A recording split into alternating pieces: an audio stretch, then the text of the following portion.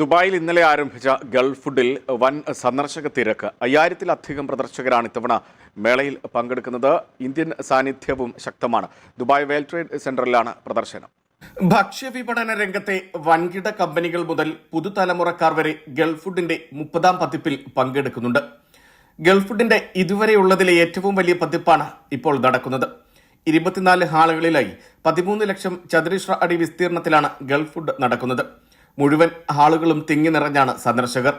UAE vice പ്രസിഡന്റും പ്രധാനമന്ത്രിയും Dubai ഭരണാധികാരിയുമായ Sheikh Mohammed bin Rashid Al Maktoum ആദ്യ ദിനം ഗൾഫ് ഫുഡിൽ സന്ദർശനം നടത്തി. മേളയിൽ ഇന്ത്യൻ സാന്നിധ്യം എടുത്തു പറയേണ്ടത് തന്നെയാണ്. ഇന്ത്യയിൽ നിന്നുള്ള 370 കമ്പനികളാണ് ഇത്തവണ പങ്കെടുക്കുന്നത്.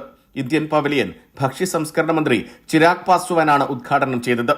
ഇത്തവണ ആകെ 129 രാജ്യങ്ങളിൽ നിന്നായി 5500 കമ്പനികളാണ് ഗൾഫ് ഫുഡിൽ പങ്കെടുക്കുന്നത്. ആകെ $2000 കോടി ഇടപാടുകൾ ഗൾഫ് ഫുഡിന്റെ ഈ പതിപ്പിൽ പ്രതീക്ഷിക്കുന്നുണ്ട്. ഫെബ്രുവരി 21 വെള്ളിയാഴ്ച മേള സമാപിക്കും.